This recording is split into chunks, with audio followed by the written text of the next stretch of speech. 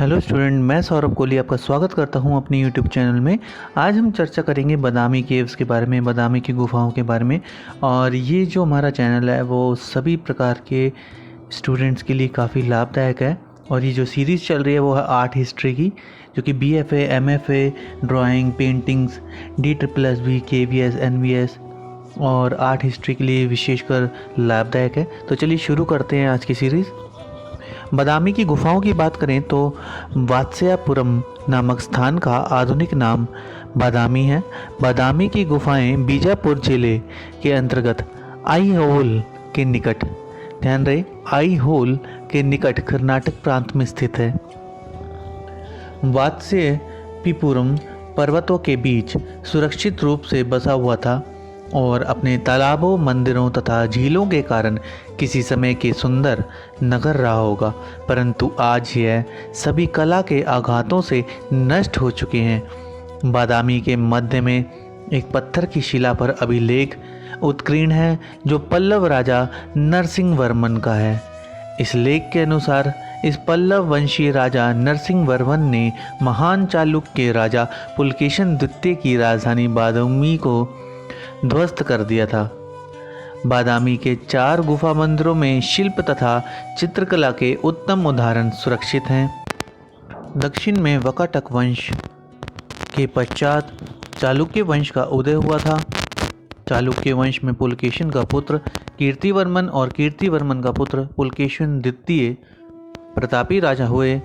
मंगलेश राजा कीर्तिवर्मन का छोटा भाई था और पुलकेशिन द्वितीय के पश्चात चालुक्य साम्राज्य का शासक बना। वह भवन तथा कला प्रेमी शासक था। उसके राज्यकाल में बादामी की चौथी गुफा यानी कि मुख्य मंडप शिल्प सज्जा, चित्रकारी तथा वास्तु के दृष्टिकोण में से श्रेष्ठ है। इस गुफा में मंगलेश के शासनकाल के 12वें वर्ष का एक लेख प्राप्त हुआ है, जिसका समय शक 500 अर्थात यानी कि 578 से 579 ईस्वी है। इस अभिलेख में बादामी की इस गुफा के निर्माण के संबंध में पर्याप्त सूचना दी गई है। इस लेख के अनुसार विष्णु की प्रतिमा इस मुख्य मंडप चौथी गुफा में स्थापित की गई है और मंदिर के प्रबंधन के लिए बांधी गई थी। इस लेख के अनुसार यह गुफा मंगलेश ने बनवाई थी। बड़ा पैनल के समीप उत्कीर्ण इस लेख में इस प्रकार का संकेत है कि दर्शकों को मंगलेश की कला का रसास्वादन करने के लिए गुफा की छत, दीवारों तथा मूर्तियों की ओर देखना चाहिए।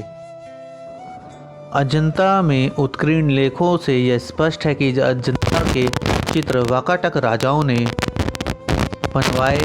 इसी प्रकार बादामी के अलंकरण संबंधी अभिलेखों से स्पष्ट है कि मंगलेश के दरबारी चित्रकारों ने अपने से पूर्व के वाकाटक कलाकारों की शैली को अपनाया।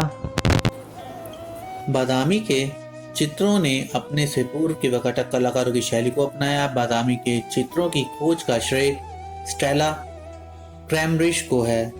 पहले बर्गीज तथा बनर्जी ने इस गुफा के बाहरी भाग में चित्रों के धुंधले चिन्ह पाए थे। बादामी गुफा के चित्र ब्राह्मण मंदिरों के सबसे पहले प्राप्त चित्र उदाहरण माने जा सकते हैं। बादामी की इस गुफा में जो भव्य शिल्प तथा चित्रकारी के नमूने प्राप्त हैं, उनके आधार पर यह कहा जा सकता है कि मंगलेश ने चित्रकारों को आश्रय दिया। सर्वप्रथम स्टेला क्रैमब्रिज ने इन चित्रों का अध्ययन किया और उन्होंने चित्रों के विषय को शिव विवाह से संबंधित दृश्य बताया। यह चित्र बहुत खराब अवस्था में है।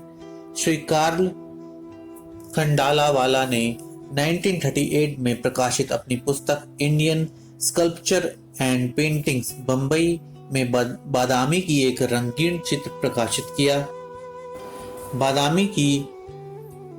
बादामी के भित्ति चित्रों की प्रतिकृति ललित कला अकादमी के निमंत्रण पर भारत के प्रसिद्ध चित्रकार स्वर्गीय JN अहिवासी तथा उनके सहायकों ने तैयार की।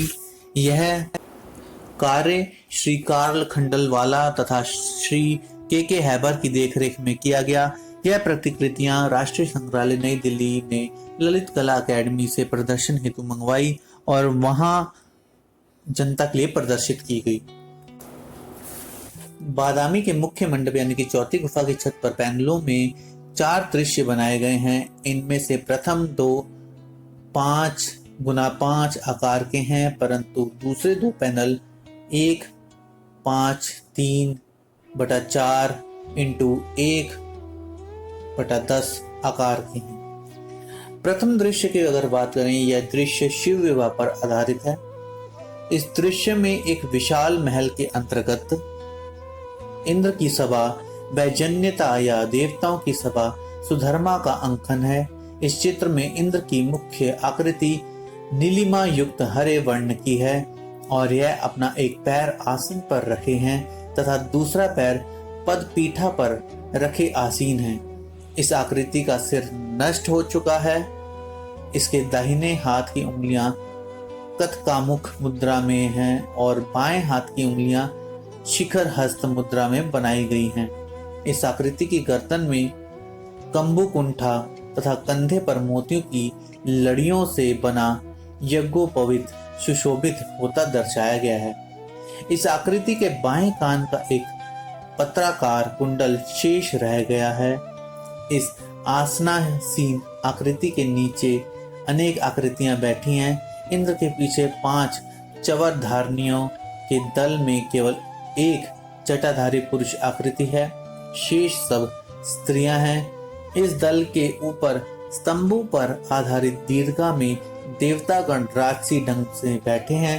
इस मुख्य आकृति में बाईं ओर चित्र में नृतक मंडली अंकित की गई है। इनमें 2 नृत्य करती हुई आकृतियां बड़ी गतिपूर्ण मुद्रा में अंकित की गई हैं। इनमें से पुरुष नृतक का मुख दर्शकों की ओर है।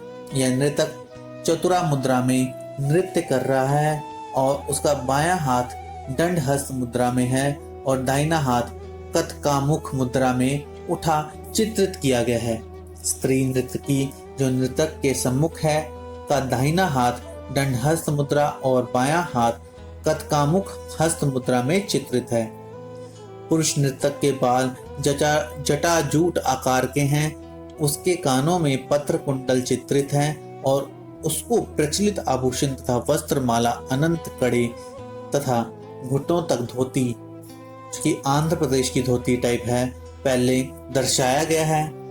स्त्री नर्तकी का वर्ण गहरा नीलिमा युक्त दर्शाया गया है। इसके बाल एक भव्य पगड़ी नुमा जोड़े में बंधे हैं। उसके कानों में पत्र कुंडल, भुजाओं पर अनंत सुशोभित है। इन नृत्य के समीप वाद मंडली अनेक प्रकार के वाद यंत्र बजा रही है। इस वाद मंडली में सब स्त्रियां हैं। इनमें से 2 बांसुरी वादक हैं, एक ढोलक तथा एक अंके मृदंग बजाती आकृति है और एक ताल मंजीरा बजाती स्त्री की आकृति चित्रित की गई है। इस चित्र में अनुमानित स्त्री नर्तकी उर्वशी अप्सरा है, जिसके सम्मुख काली पुरुष आकृति स्वयं टांडु की आकृति है, जो इंद्र के सम्मुख अप्सरा के नृत्य कौशल का प्रदर्शन कर रहे हैं। कुछ दर्शक इस रंगारंग कार्यक्रम को ऊपर झरोखे में से देख रहे हैं। अब दूसरे दृश्य की अगर हम बात करें तो दूसरा चित्र एक राजमहल के कक्ष का दृश्य है। इस दृश्य में राजसी युगल का अंकन है। राजसी पुरुष महाराज लीला मुद्रा में अपना दाहिना पैर पदपीठा पर तथा बायां पैर आसन पर रखे आसान पर विराजमान अंकित किया गया है।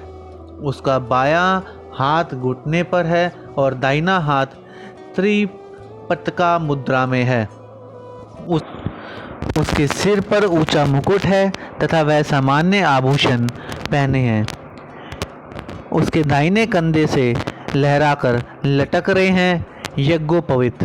उसके दाहिने और मुकुट धारण किए हुए अनेक युवराज धरती पर बैठे इस भव्य राजसी पुरुष के आदेश की प्रतीक्षा कर रहे हैं। चित्रित किए गए हैं, परंतु अधिकांश आकृतियां अस्पष्ट हैं और नष्ट हो चुकी हैं। इन आकृतियों के छोर पर एक स्त्री प्रतिहारी की आकृति है, जो नीचे शरीर के टखने पर अपरदानी जैसा वस्त्र पहने हैं। और हाथ में दंड धारण किए हैं। इस राजसी आकृति के बाईं ओर प्रसादिकाएं या परिचारिकाएं रानी की सेवा में खड़ी हैं। रानी के पास ही राजकुमार भी चित्रित है। यह रानी एक नीचे आयताकार पीठ वाले आसन पर बैठी चित्रांकित की गई है। इस आसन में तकिए लगे हैं। इस रानी की सेवा में राजा के समान चवरधारनियाँ खड़ी है, जिनके केश खुले या जटा रूप में बनाए गए हैं। इनमें से एक के हाथ में दंड है। रानी की मुद्रा मनोरम है। उनका दाहिना पैर पदपीठा पर है और बायां पैर मुड़ा हुआ है और आसन पर रखा चित्रित है। उसका दाहिना हाथ आसन पर है, परंतु बायां हाथ सोचिम मुद्रा में दर्शाया गया है। उसके कानों से पत्र कुंडल लटक रहे हैं। सकी भुजाओं में अनंत तथा भुजबंद हैं और वह ग्रीवा में मालाएं पहने हैं। उसके बाद धामिला प्रकार के हैं और लहराते त्रिकुर उसके माथे पर बनाए गए हैं। वह कमर के नीचे जांघों पर धारीदार अर्धरुका पहने हैं। इस चित्र में लाल रंग का स्वस्थ राजसी पुरुष पल्लव नरेश कीर्तिवर्मन है, जिसको रानी के साथ चित्रित किया गया है। रानी का वर्ण गौर है। इन दोनों के नीचे तनी सेना नायक बैठे हैं, जिनमें से एक गौर, एक ताम्र तथा एक हरे वर्ण का है। ऐसा विचार किया जाता है कि मंगलेश ने अपने भाई कीर्तिवर्मन, जिसको वह बहुत प्रेम करता था, की स्मृति में यह चित्र बनवाया। संभवतः यह राजा कीर्तिवर्मन के परिवार का चित्र है। तीसरा तथा चौथा दृश्य बताता है कि बादामी के इन दो खंडित दृश्यों में युगल विद्याधर बादलों में उड़ते हुए बनाए गए हैं। तीसरे दृश्य में विद्याधर तथा विद्याधरी अपने अपने हाथ एक दूसरे के गले में डाले हैं और उनके सिर पर मुकुट है। विद्याधरी के बाल धमिला दंग में बंधे हैं और उसके रंग गहरा है, परंतु विद्याधर का वर्ण गौर दर्शाया गया है। दूसरे युगल में आकृतियां अधिक सुंदर रूप में अंकित हैं। इस चित्र में विद्याधर कानों में कुंडल पहने हैं, परंतु विद्याधरी के कान में कुंडल नहीं है। विद्याधर का केश विन्यास जटा ढंग का है और कमल पुष्प से युक्त है। विद्याधरी वीणा बजा रही है। इस दृश्य में पुरुष आकृति गहरे नीलिमा युक्त हरे वर्ण की तथा स्त्री आकृति और वर्ण की चित्रित की गई है। तो इस प्रकार ये हमारा आज का जो पार्ट था बादामी की गुफाएं वो कंप्लीट होता है। आप इस चैनल के साथ जुड़े रहें। इसे लाइक, शेयर एंड सब्सक्राइब करना बिल्कुल ना भूलें और बेल आइकन को ज़रूर प्रेस करें ताकि सारी नोटिफिकेशन आप तक ज़रूर पहुंच सके। धन्यवाद।